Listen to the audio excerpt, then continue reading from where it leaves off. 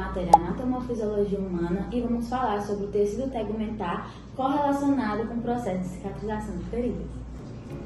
O tecido tegumentar ele é representado principalmente pela pele, que é o maior órgão do nosso corpo, e a principal função e os objetivos é a proteção da homeostase do organismo. Compreender a sua estrutura anatômica é o fundamental para o processo de cicatrização de feridas, que envolve a estrutura fisiológica e complexa. A pele é composta por duas camadas, a pele grossa e a pele fina. A pele grossa a gente visualiza mais na palma das suas mãos e no solado dos seus pés.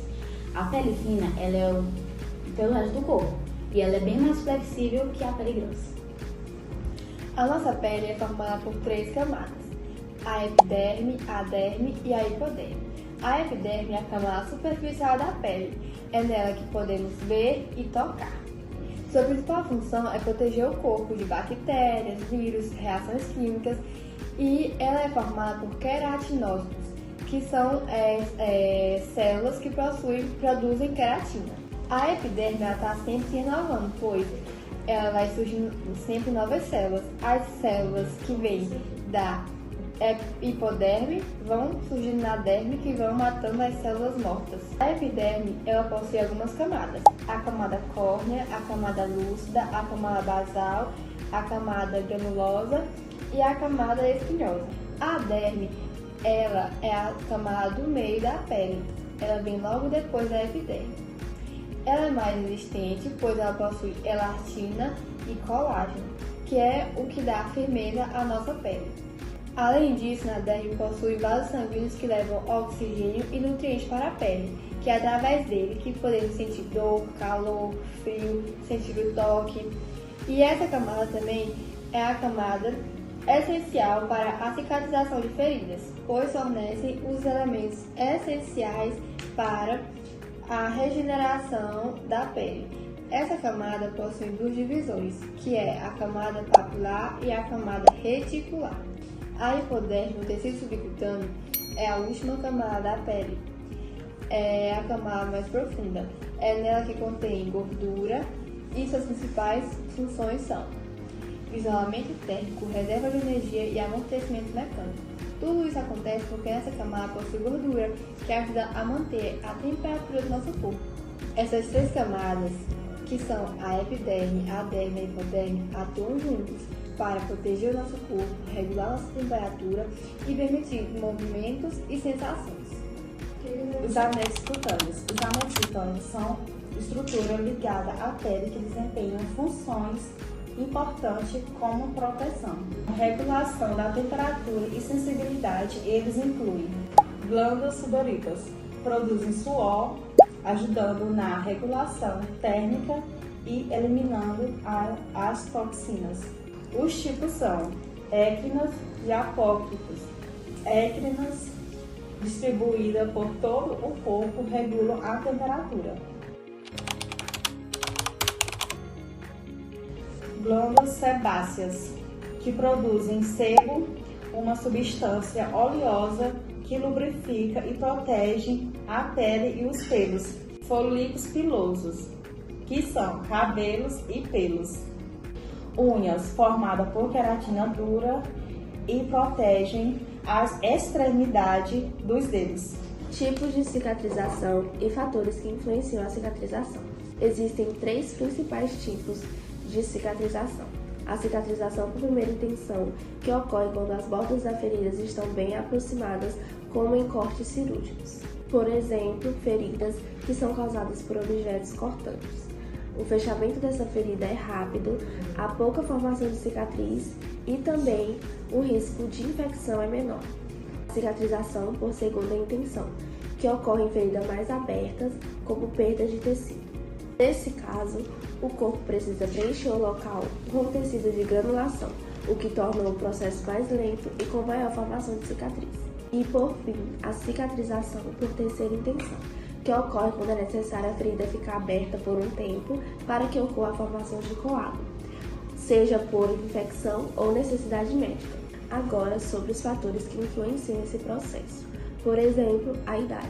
Quanto mais velha a pessoa, mais lento é o processo. A nutrição, pois uma alimentação equilibrada, como proteínas, vitaminas e minerais, influenciam na regeneração de tecido. Infecção, estresse, má oxigenação do local, tudo isso interfere diretamente. Ou seja, cada ferida precisa ser analisada com muito cuidado. Fatores que podem interferir na cicatrização de feridas. Temos dois, fatores locais e fatores sistemáticos. O fator local, ele é localizado na ferida, que é a presença de infecção, má higiene e a técnica de sutura utilizada. O fator sistemático, ele é presente no indivíduo, que é fatores nutricionais, vitamina C, vitamina A, ferro, doenças como diabetes, doenças autoimunes, tabagismo. Temos também o processo de cicatrização de ferida, que ele é dividido em 3 fases. Primeiro, a fase inflamatória, que ela é de 0 a 5 dias, que é quando ocorre imediatamente a lesão, né? E acontece a formação de um coágulo para conter o sangramento. Temos também a fase proliferativa, que ela é de 4 a 24 dias e é onde ocorre a formação do tecido de granulação com colágeno, rico em fibroplastos e também com novos vasos sanguíneos. E por fim, temos a fase de maturação ou remodelação. Ela é de 21 dias, meses ou anos. Ela é o processo final, que é onde as fibras de colágeno elas são reorganizadas, dando maior resistência ao tecido. E também é onde a pele ela recupera a sua função de camada protetora. A relação entre o tecido tegumentar e a cicatrização da ferida. A integridade da pele influencia diretamente na capacidade da regeneração. Feridas que atingem apenas a epiderme tendem a cicatrizar rapidamente, enquanto aquelas que atingem a derme e a hipoderme têm um processo de cicatrização mais complexo. Por que a epiderme tem a cicatrização mais rápida? Porque ela é a camada superficial da pele. A epiderme é composta principalmente por células chamadas queratinócitos que se renovam constantemente. Ou seja, quando ocorre uma lesão superficial na pele, as células vizinhas rapidamente vão para a área, elas migram para cobrir aquela área afetada. Esse processo também é facilitado pela ausência dos vasos sanguíneos, ou seja, não existe vasos sanguíneos na epiderme, o que reduz o risco da inflamação interna.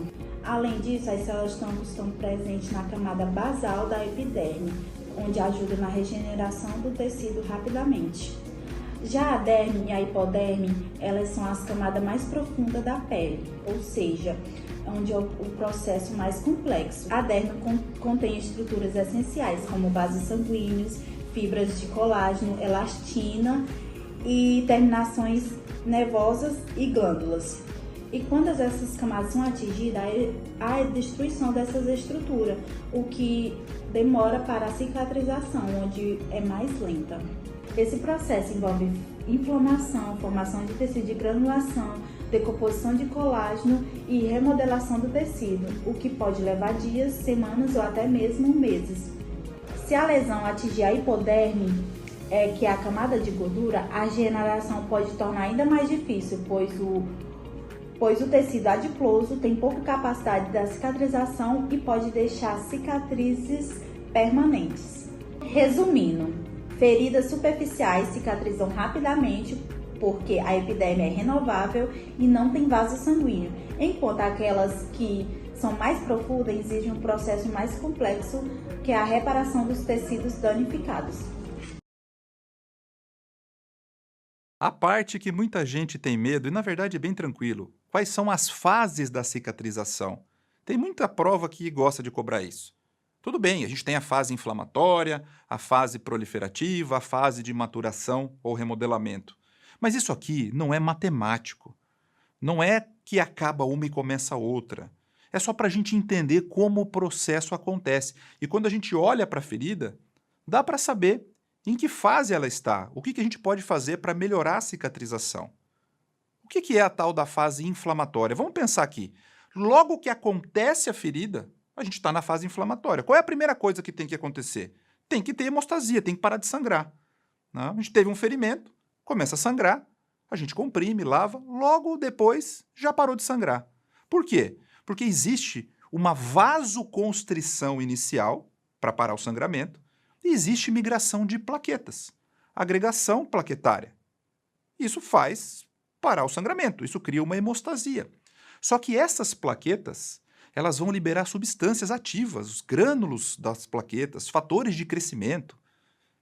E essas substâncias liberadas pelas plaquetas vão começar a chamar outras células para participar do processo da inflamação. Agora que já parou de sangrar, a gente vai para um outro momento. Eu preciso agora de vasodilatação.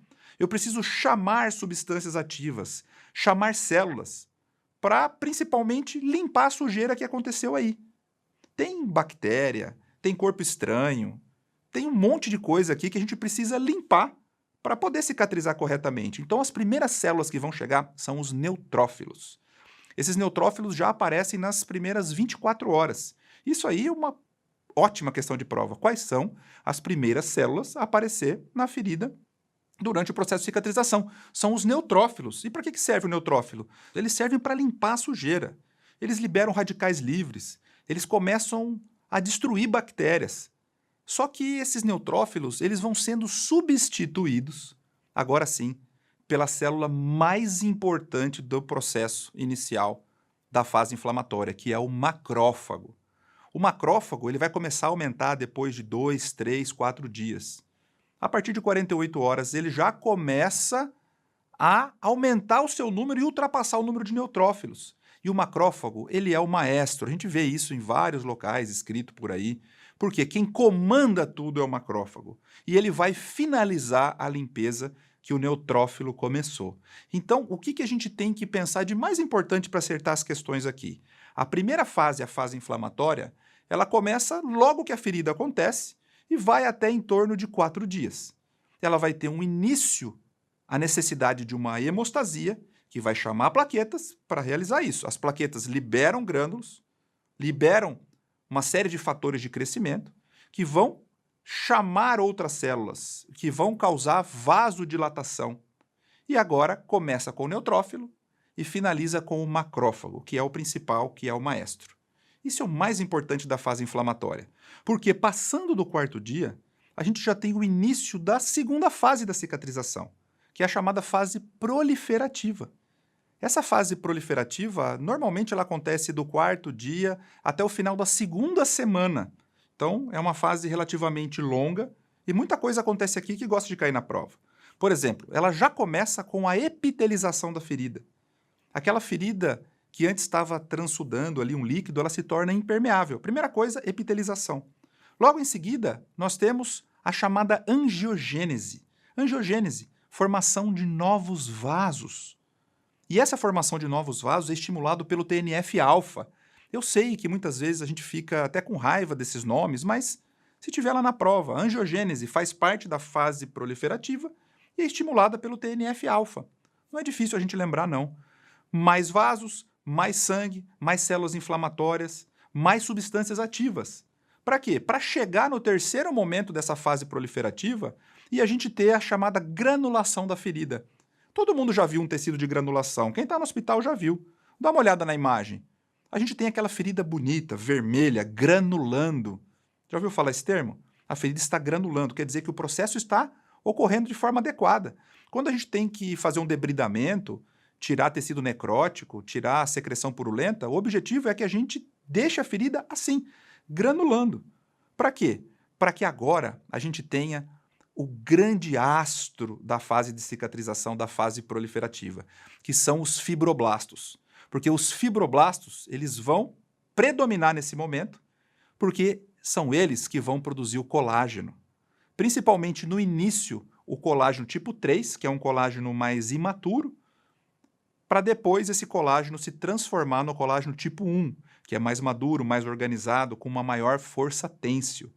Então, a fase proliferativa, se alguém perguntar numa prova qual é a principal célula, é o fibroblasto. Mas existe uma sequência aqui. Primeiro, nós temos a epitelização, a angiogênese, o processo de granulação e depois a deposição de colágeno realizada pelos fibroblastos.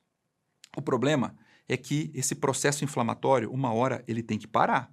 Porque se esse processo inflamatório ficar acontecendo de forma indiscriminada, a gente vai ter problemas na cicatrização por excesso de processo inflamatório. Aí a gente entra na terceira fase, que é a fase de maturação ou de remodelamento.